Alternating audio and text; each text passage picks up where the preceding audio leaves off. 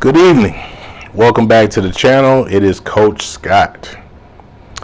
And tonight I'm going to be sharing a wild experience that I had in Kentucky.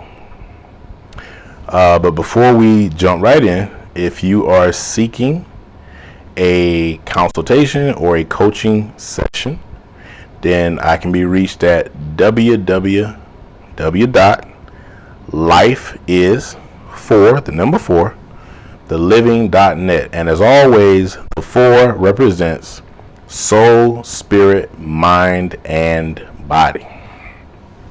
All right. So, my wild experience in Kentucky. All right. So, a gentleman had reached out to me because I had did some work for a friend of his. And this gentleman lived in Kentucky. Well, lives in Kentucky. Anyway, he calls me and, we're talking. And he was like, well, hey, man, my dad passed away when I was 3. And I was calling because, here and there I have dreams about him.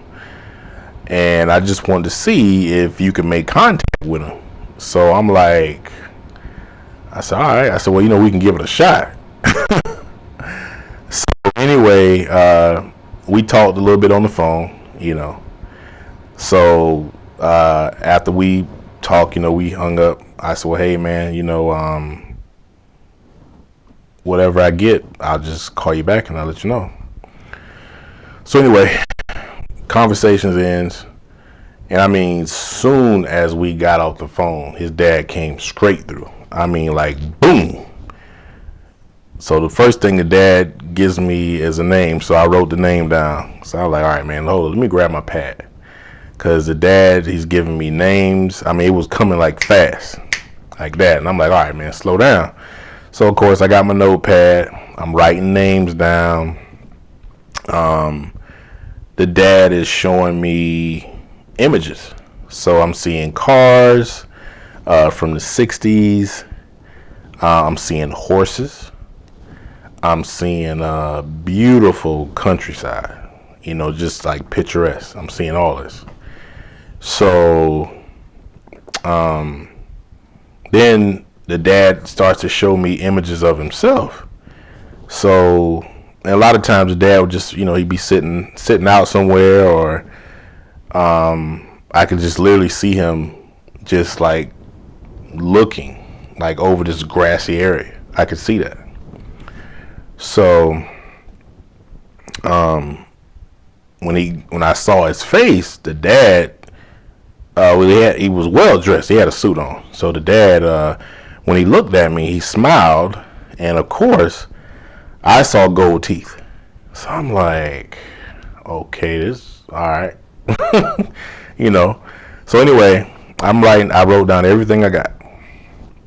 So immediately I called him and I said, well, hey, man, this is what I got. And I said, well, hey, take these names down, because he gave me some names. So gave him the name. I said, well, he said, what else you got? And I said, well, nah, man. I said, he showed me some cars. Like I said, what I was getting was the 60s. And he goes, okay. And I said, yeah, he showed me horses. And I said, just this beautiful countryside, man. And he gave me some other names that really didn't make that much sense. I'm telling the guy this, and the guy goes, oh, shit. And I said, oh, shit, what? So he said, nah, man, that name you got, that's the area he grew up in. So I'm like, whoa, okay. So then I saw horses. Well, the dad was a horse trainer. Actually, it was a family of horse trainers. That's what they did. So I'm like, oh wow, okay. So, and I said, well, hey, I saw your dad. And I said, man, I said he wore suits. And he said, no, he was always well dressed, from what my mom told me, my uncles, cousins. I said, okay.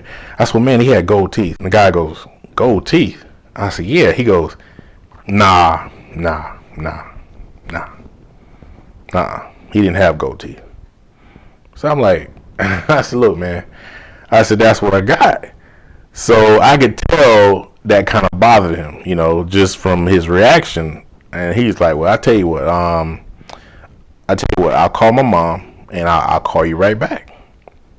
So I said, okay. So we hung up. So he calls his mom up.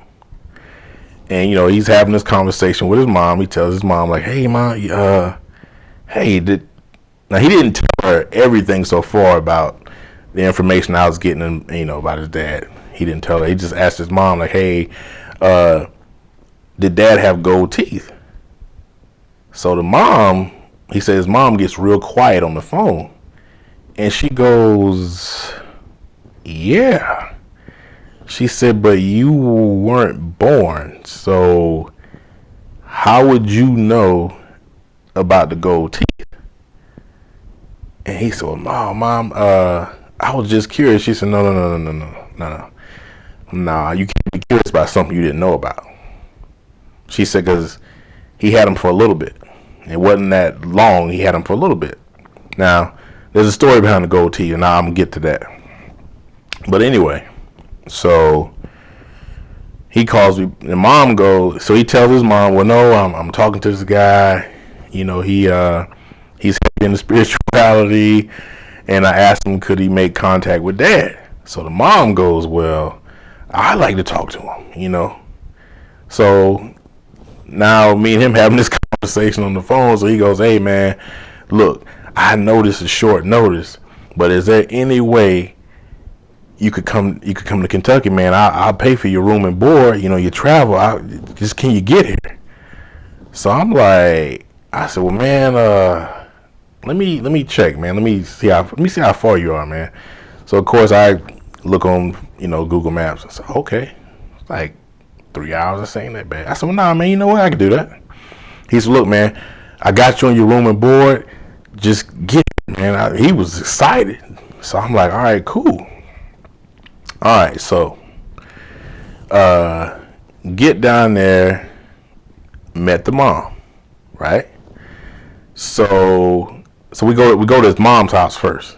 So we're talking to the mom, and the mom is just she was like, just Southern hospitality. She's like, hey baby, how you doing? Southern talk, and I'm like, I'm good, and she's like, wow. She said a lot of people didn't know that he had gold teeth. So I said, okay. And she goes, well, I'll share the backstory about the gold teeth. Well, being that his dad was a horse trainer, he would bet on races, on the horse races. So what ended up happening, the dad had won, back in this time, the dad had won at one of the races, so he had hit for like $30,000 or $40,000.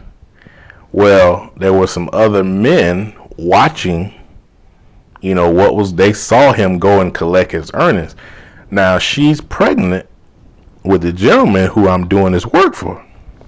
That, that's his dad. So, he goes, I guess he gets his money, whatever. Well, as they're walking back, it's 4 of these guys, and she says they tried to jump him. She says she couldn't help because she was pregnant. So she says he is fighting. This like, man, just give us the money. So he starts fighting them. So he's fighting them. They all trying to jump him. So you got 4 guys against you, and it's one, and your wife is pregnant. You fighting for your life because you got this money. His dad was not giving up the money. Anyway, so they get him on the ground, they fighting him, and they had took a pitchfork and stabbed him, like a part of the pitchfork came down through the head. This is what the mom's telling me. And it was like he pulled this pitchfork out, which is wild, and his teeth got damaged. So until he got his teeth fixed, he had these temporaries. So she said that's what the backstory for the gold teeth. Well, anyway, he ends up fighting the guys off, and they go to the hospital and all this other good stuff.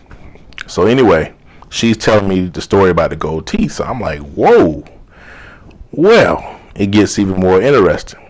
Well, his dad, when he was born with the veil over his face, which is what they call the call or call birth, which is when the amniotic sac is completely intact over the face. So, most babies who have been born with that, they usually have second sight. So she would talk about how his dad would just see spirits, see spirits, premonitions, everything. So I'm sitting here like, wait a minute, that's probably why this dude just came right through like that. Just right through. So I'm getting a little geeked at this point because I'm like, oh man, this is pretty cool. So anyway, and she told me about just the gift that the dad had with horses, the gift that the dad had with just animals, period. So I was kind of blown away by that. So anyway, this is after meeting his mom. So then the guy said, well, hey man, come on, I want you to meet my family. So he takes me over to his home. I meet his family, meet his wife, his kids. So he starts telling the wife about what's taking place. So I guess the wife is like, I don't know about this like that. So anyway, so then the wife starts asking me questions. So I'm sitting there talking with her, and one of her relatives actually popped in, and I started describing him. So she was like, nah, I'm not sure. I don't know. I said, well, no, I'm getting the feeling that this guy was, I said like some type of detective or something. Like that's what I'm getting. Anyway, so she calls the grandma up. Now the wife's folks are from Illinois, so she calls the grandmother. And grandmother said, "No, you had a cousin. He was a private detective, like a PI." And I'm like, "Whoa, okay." So she says, "Oh wow, like that." So anyway, have dinner with him, his family. So the next day, he said, well, hey man, we gonna get up tomorrow morning. He said because that some of the names the dad had given me was the area the dad grew up in. So we get up that next day, we drive over. So we heading up over there. Now the dad had gave me some names for some roads, and this is where it gets wild. So anyway, we go out countryside. Beautiful scenery. So we get out there, and there's one of the roads we get to.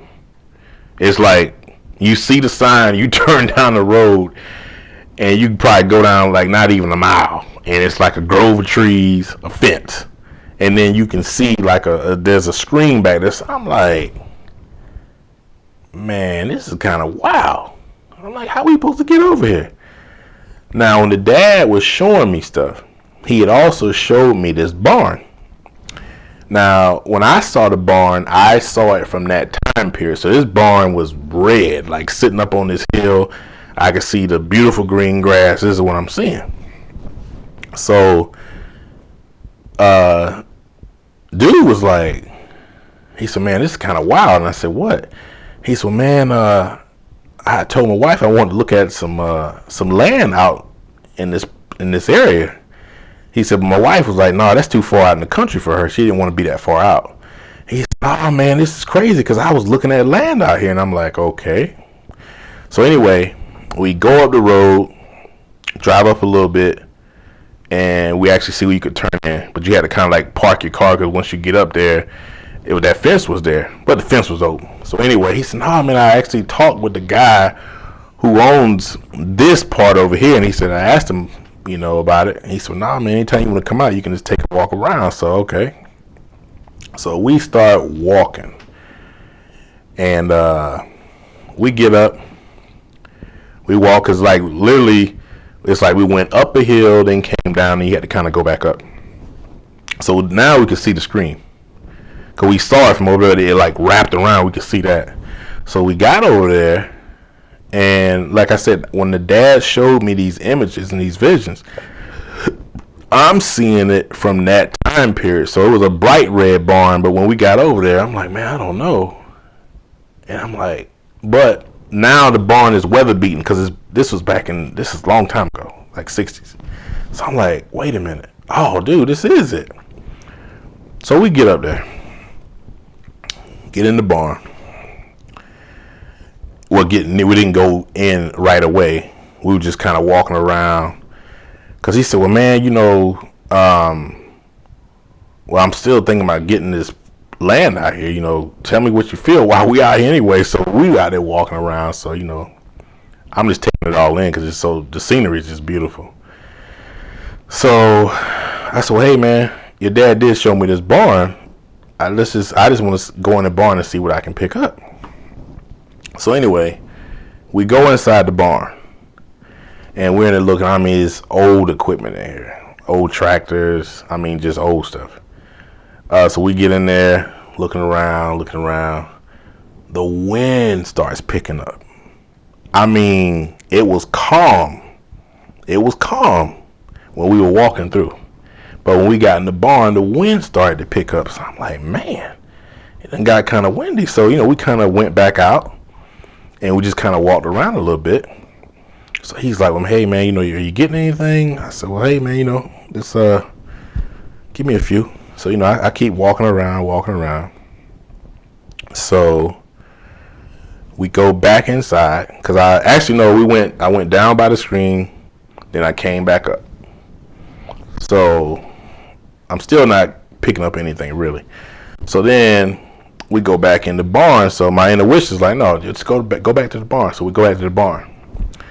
So we get in there and I said, well, look, if you want to go back out and walk around, you can. I'm just going to sit. Just give me a few minutes. I want to see what else I get. So, man, I sat down. I'm sitting down like like Indian style, basically. So I'm sitting down and I'm starting to hear drums. I said, man, you hear that? He goes, no. I said, dude, that sounds like drums. He goes, nah, man, I don't hear no drums. So I go back outside. So I kind of walk around a little bit. So I'm like, dude, you don't hear that? He goes, nah. So anyway, then I come back in. Now, he smokes cigars. And we actually ended up going to a lounge later on after we finished, finished our little investigation. But so anyway, I go back in and I said, well, no, okay, I'm just going to see what else I get. Because I was hearing the drums clear as day. So then I sat down, closed my eyes, and man, I can see these Native Americans coming up the same hill and they got the paint on. Like coming up the hill. So, because my third eye, I'm getting these flashes now. So I'm like, yo, oh man. I said, I think we about to have some company, man. He said, company? I said, nah, dude, it's some Indians coming up this hill, man. That's what I said to him. He was like, dude, for real? And I'm like, bruh, everything else has been right. I said, I'm trying to tell you, they coming up this hill right now. So, like I said, my third eye is flashing. So I'm seeing them. They coming up. So I'm like, dude. So first I see one.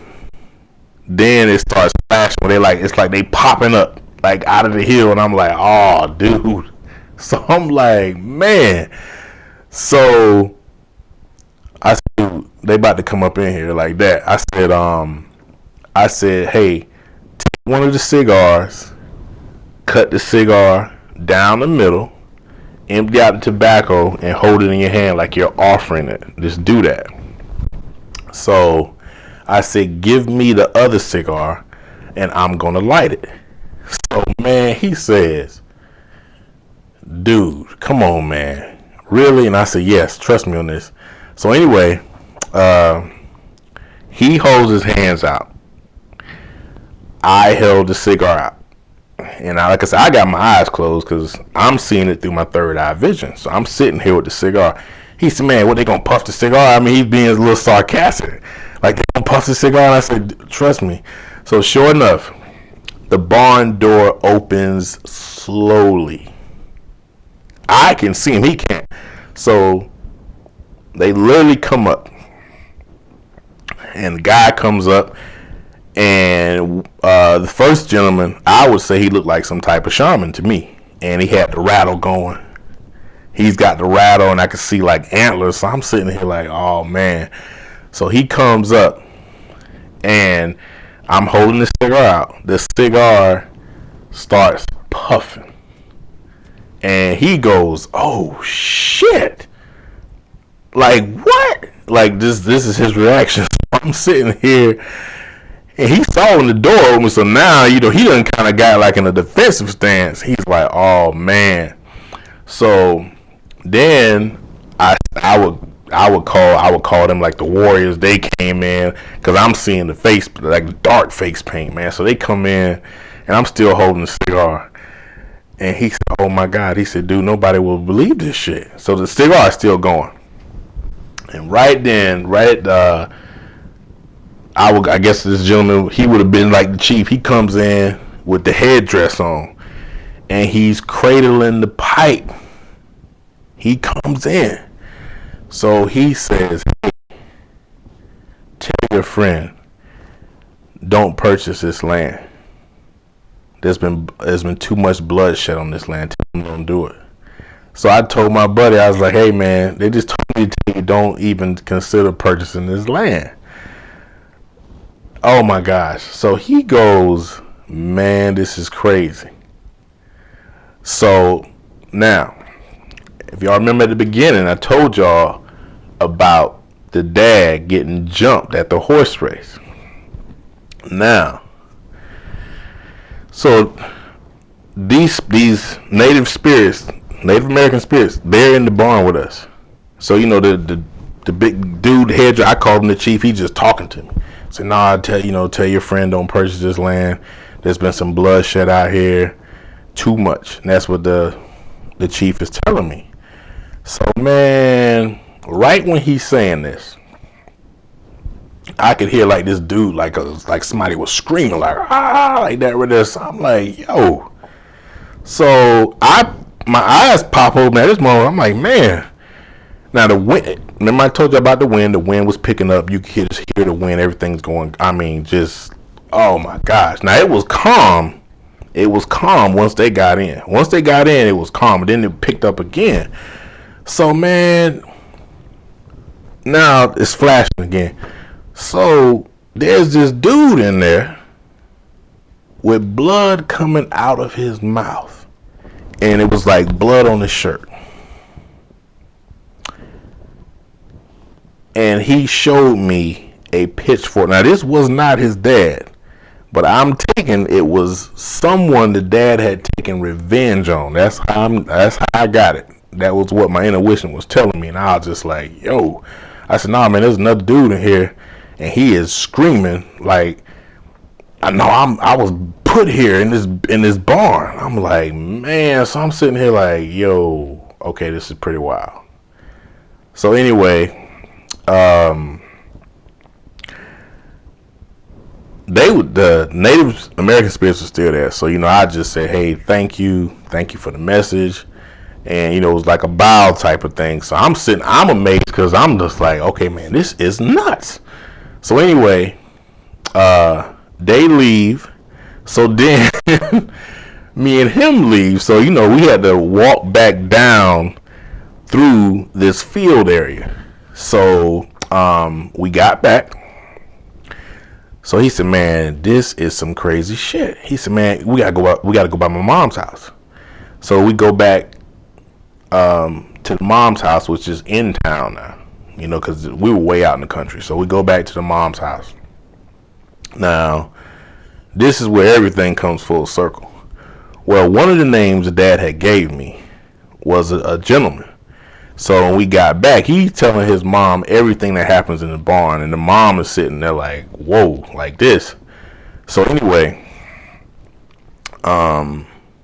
told so I said, hey man, there's a name that he gave me. So got to know Pastor No, this person. So the mom, her eyes get huge, man. She's like, whoa. She said, oh my God. And I said, what? She said, that guy was a guy who would always come by and drop money off just to make sure if you needed anything, because your dad had passed away, he always came by to check on you. And crazy part, we ended up locating the guy, because the guy was kind of like, he was a little younger than the gentleman's dad who had come through. He was a little younger, but it was like almost like a big brother little brother relationship. Like he was teaching them about horses and all this stuff like that, man. And they looked up to him, and that's how it all came full circle. And that was my wild experience in Kentucky, and man, I'm still blown away by that one. But that's how it just all came full circle, because that name the dad had gave me, when I mentioned it to the mom's eyes got big, and she said no, he'd always come by, always, after the guy's dad had died. And they were able to, this is years past now, they were able to locate him. He had moved, way far gone, but they had actually able to look him up, and they made contact with him. So, and he ended up getting some more information about his dad. So, yeah, but that was my wild Kentucky experience. So, I hope y'all enjoyed it. I'll definitely be sharing other experiences I had, but that was pretty wild. Because, this gentleman had been gone for a minute. So, but anyway, thank you all for tuning in. Once again, this is Coach Scott, and if you are seeking a coaching session or a consultation, y'all know, hit me up, www.lifeis4theliving.net. As always, the 4 represents soul, spirit, mind, and body. Peace.